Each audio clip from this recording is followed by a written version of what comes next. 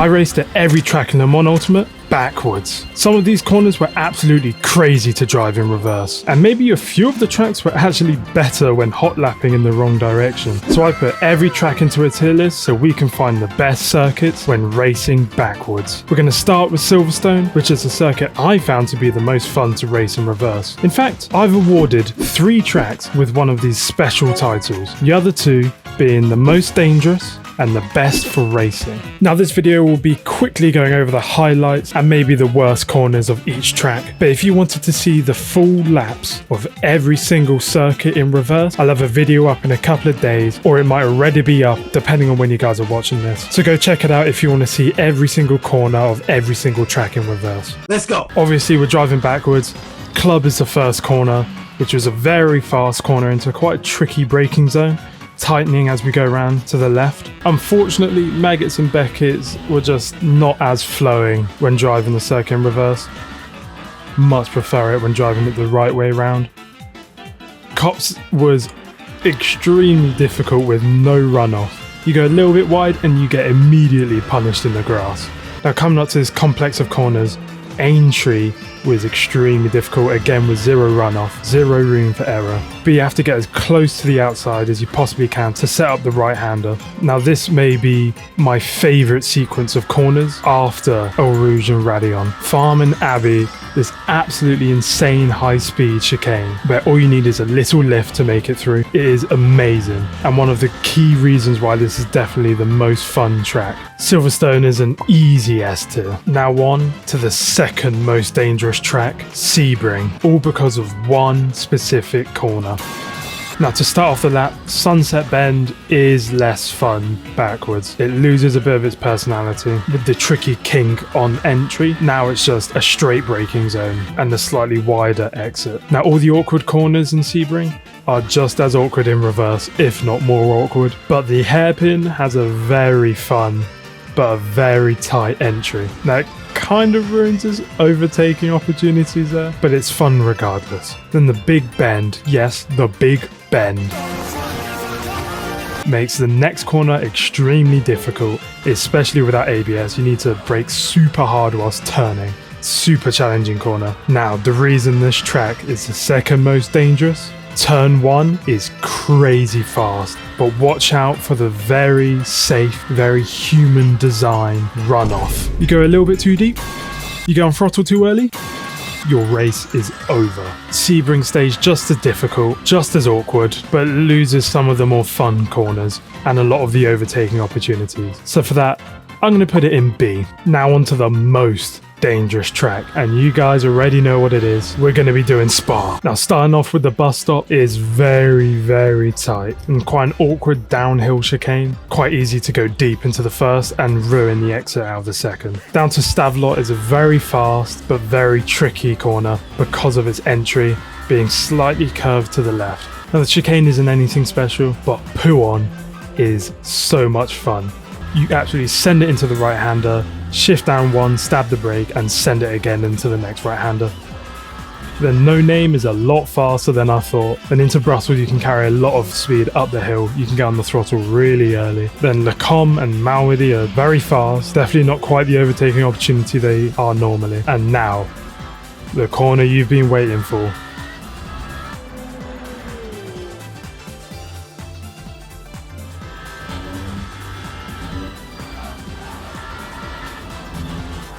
Absolutely bonkers, and this is the reason why it's the most dangerous track, because if you get this wrong, there's no runoff, bro. You're dead. Easy S tier. Yes guys, it's everyone's favorite. It's Lusail. Yeah, nah, it's just as boring as always. Fuck Qatar. F tier. Now on to Fuji. If you thought the final sector was tricky, awkward and cumbersome already, it's still just as tricky, awkward and cumbersome, but just a little bit more blind as well, because all of the apexes fall away down the hill. Now turns 12, 11 and 10 are incredibly slow. This track sadly just really has nothing much exciting. It's still got very good opportunities for overtakes, thanks to its humongous straight, but I'm going to put it in C tier. Now on to the Temple of Speed, Monza. It can't get even faster, can it? It can. Well, starting off, Parabolica has a crazy fast entry and a super late apex corner. You have to be really patient. Then down to Ascari is even quicker with a super quick right-hander. Then you need to focus on your exit out of the final corner to get a good run down the straight. The other corners aren't too interesting, but the first chicane is even more challenging. I don't think it can get any more chaotic than it already is, but the entrance is even tighter with a kink in the braking to make it even harder, bro. Monza's personality hasn't really changed whilst going backwards. It's still just as fast and has just as many overtaking opportunities. It's not particularly interesting, but it's better than Sebring, so I'm going to put it in A tier. Now into one of two brand new tracks in Le Mans Ultimate, Daytona, and it has one of the most disgusting corners known to mankind. Now after this massive banked right-hander, we get to the bus stop, which is pretty much identical, just mirrored. It's a bit faster on entry. Now here comes the worst corner ever. Coming off the banking, you have to brake midway through the transition between banking and flat ground, and on a single monitor you can barely see the corner coming, and there is zero room for error because there is a rock solid tyre barrier ready to kill you. The rest of the corners are pretty standard, apart from turn 1, which has quite a tricky entry with this fast chicane, but then you can absolutely abuse the exit to take an extra bit of speed through the corner. Not gonna lie, Daytona's kind of boring to drive in reverse, and there's not really anywhere to overtake apart from maybe the horseshoe, so I'm going to put it in C. Now this track might be the craziest track out of the entire game when driving it backwards, and I'm talking about the absolute roller coaster of Portimão. Now I'm not usually the biggest fan of Portimão, but in reverse it feels like a fantasy track on a Assetto Corsa that someone's modded into the game. What will be turn 1 and turn 2 is crazy difficult. It's so challenging, bro. I don't even know if I ever got this corner right. This long left-hander tightens up right at the end, completely blind, bro. You're not going to see many overtakes, but you're going to see a lot of people going deep. Now, because of the crazy undulation on this track, the car goes light everywhere, and I just can't stop locking up the brakes, and I think that's what we'd see everyone else doing as well. Now turn 4 into 3 might be my favorite on the entire track. This crazy downhill right-hander into a tight left-hander immediately.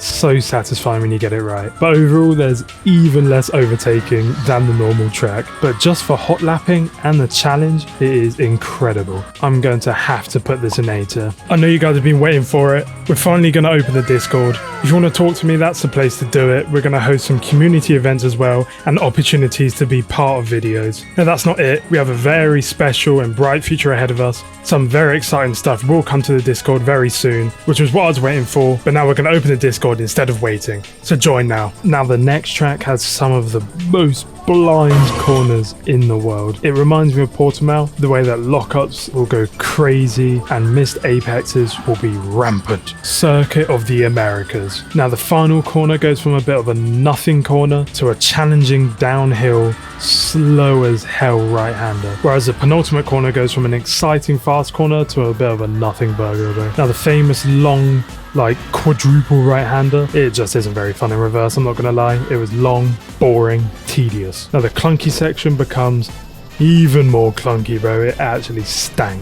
Now running up to turn 11, this thing was blind as hell. You just had to use your spider sensors to tell you when to brake. The same with the uphill turn 10 and 9. It creates this very nice flowing sequence down the hill again, but the blind corner is going to make for a very interesting challenge. Now I'm not going to hold you guys, the S's are crazy boring and far worse in reverse. It's becoming a pattern that maybe S's backwards are just not as fun, they are far less flowing. Now the uphill hairpin is just as crazy and the downhill is also just as crazy. It has some fun corners but also has some clunky sections. Can still overtake though, so I'm going to put it in B. Now Interlagos might have one of the hardest turn 1s out of any of the tracks. Now the bends on the straights actually become corners that you need to pay attention to, and the downhill into this right-hander is extremely difficult to get right. Unfortunately, the middle sector is incredibly clunky and much less flowing when driving it backwards. In the hypercar, it felt like I was playing Euro Truck Simulator 2, I can't lie. Now the first sector, with the first 3 corners including the center S, it creates quite a unique challenge where through this fast right-hander you have to hug the right side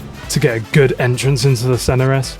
and then up the hill and get a good exit out of the first corner. Overall, it's fine. There's still some places for overtakes, so I'm going to put it in B. Onto Barcelona, which has a similar corner sequence to Interlagos. But starting with the first two corners, they're still fun, but a very different challenge from the usual. Now, after some pure clunk, the turn 9 downhill is a bit of off-camber fun. Then we get to the first few corners, and similar to Interlagos, it turns into this unique challenge where you take this long corner and you have to stay to the left this time to get a good entrance into the right so you can get a good exit out of the final corner. If you thought overtaking was hard already at Barcelona, you haven't seen anything yet. There is not a single place to overtake on this track. I am Barcelona's #1 hater, and I'm going to put it in the C tier. Now we're going on to the track that is the best for racing, and it really isn't much of a competition.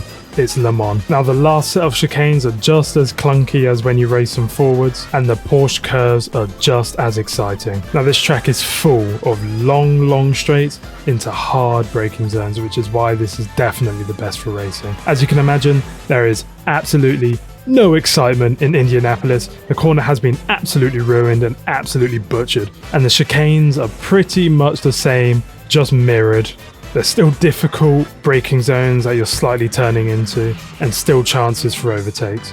Now, what was the first sector turns into this very flowing uphill climb into a fast descent. It reminds you a bit of Portimão. It is very nice. Now, this track has loads of overtaking places, as you've seen, and I don't think that's any surprise, but it's lacking some of those bigger than life corners when taking them in reverse. Now, it's hard to put Le Mans anywhere but the S tier, because I think for racing it is just such a good track because of all the straights. It may not be the most exciting to race in reverse, but it balances out with its amazing capacity for racing. We're going to Bahrain, often known for its long straights, many overtaking opportunities, and for the tough turn 10, a braking zone where if you have no ABS, it's a huge challenge. But what's it like in reverse? Well, the latter half of Sector 2 turns into this super challenging and high-speed downhill section. You're just hoping the car won't snap on you, but you're relying on it to start gripping up when it needs to.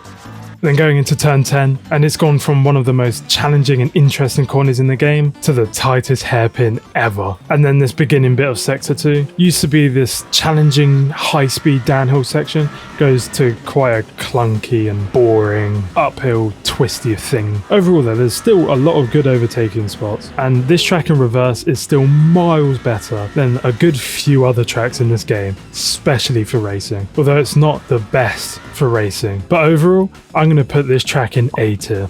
Now, this next track has one of the most famous corners on the calendar, Imola. Now, low-key, this track has nothing much exciting, so we're going to skip to Acqua Minerale. It's still a very tricky downhill braking zone, but I'm not going to lie, I prefer the normal version. And then the first chicane is even faster in reverse, making it an even worse of an overtaking opportunity. If you thought overtaking at Imola was difficult already, similar to Barcelona, it's even worse in reverse. So because of that, and the lack of very exciting corners, to be honest, it's going in the C tier.